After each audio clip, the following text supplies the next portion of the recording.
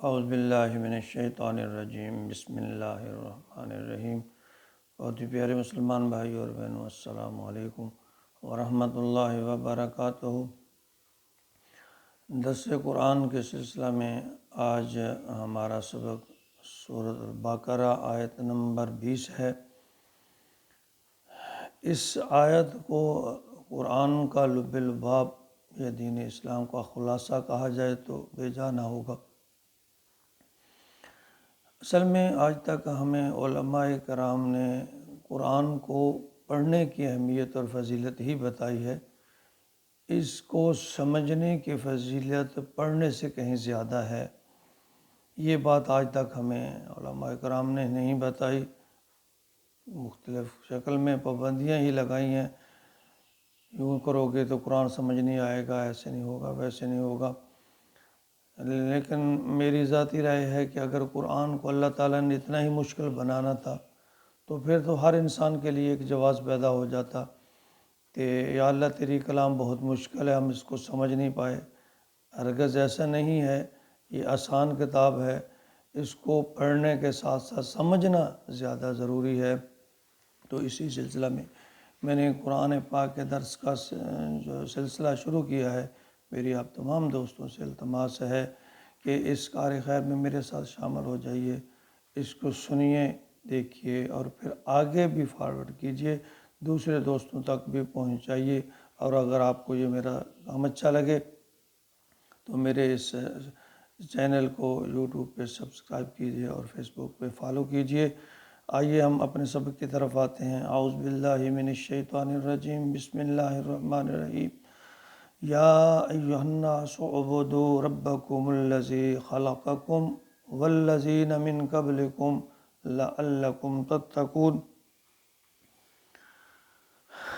اے لوگو، یا ایہا الناس، اے لوگو، اعبدوا، عبادت کرو، ربکم، اپنے رب کی۔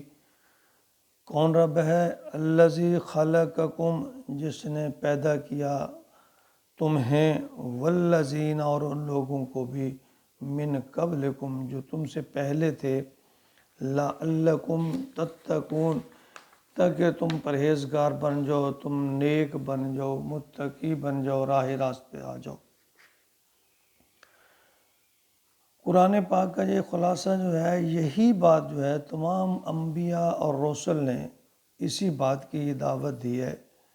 سورۃ الاعراف اور ہود میں ایک ایک رسول کا نام لے کر اس دعوت کے الفاظ کو یوں بیان کیے گئے ہیں، یا قوم اعبدوا اللہ ما لکم من الہ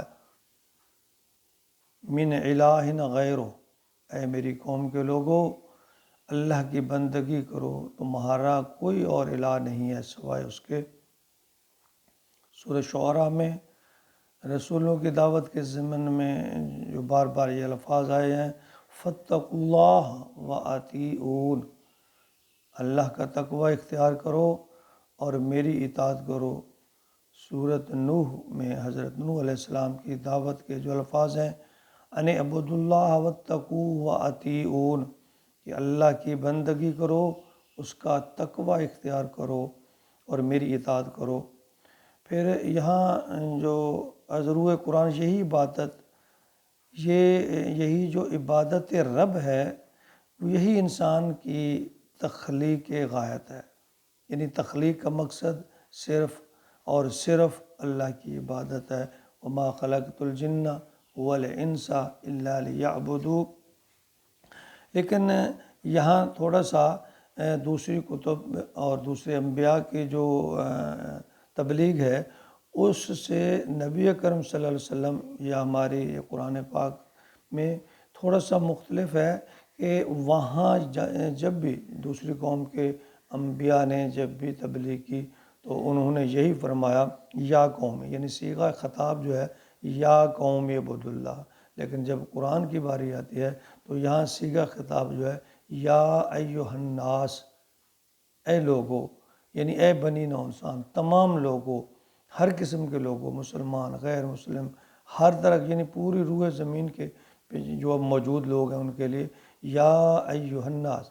یہاں ہمارے نبی اکرم صلی اللہ علیہ وسلم کے خاتم النبیین، یا تمام مخلوق کے لیے نبی اور رسول جو بنانے کا بھی اللہ تعالیٰ کا حکم ہے، فرمان ہے، وہ واضح ہے کہ نبی اکرم صلی اللہ علیہ وسلم تمام مخلوق کے لیے، تمام قوموں کے لیے، تمام ممالک کے لیے، پورے روح زمین پر تمام لوگوں کے لیے نبی ہیں، اور ان کی پیروی سب کے لیے ضروری ہے۔ یعنی ہمارے نبی جو ہیں وہ آخر الزماں ہیں، خاتم النبیین ہیں دنیا میں۔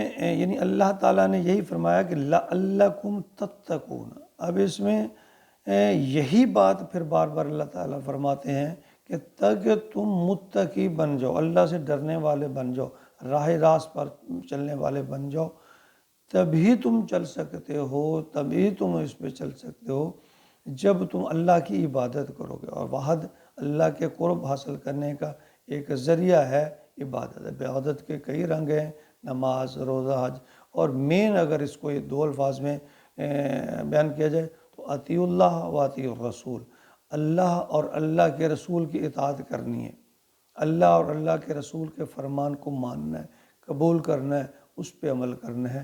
یہی پوری نبوت کا لب لباب ہے، یہی قرآن کی تعلیم کا لب لباب ہے، اور یہی انسان کی کامیابی کا ایک ذریعہ اور رستہ ہے کہ اطیع اللہ و اطیع الرسول، اللہ اور اس کے رسول کی فرما برداری کرنی، اتباع کرنی، اور اسی رستے پر چلنا جس پہ اللہ نے فرمایا ہے، جس پہ اس کے پیارے محبوب نے فرمایا ہے۔ ہمیں اللہ تعالیٰ اس عمل پر اطیع اللہ و اطیع الرسول، اس پر عمل کرنے کی توفیق عطا فرمائے۔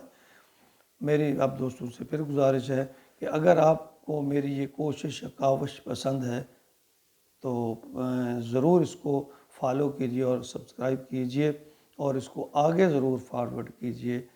اللہ تعالیٰ ہمارا ہم سب کا حامی و ناصر ہو، اور اللہ تعالیٰ ہمیں دین کو سمجھنے اور پھر اس پہ عمل کی توفیق عطا فرمائے۔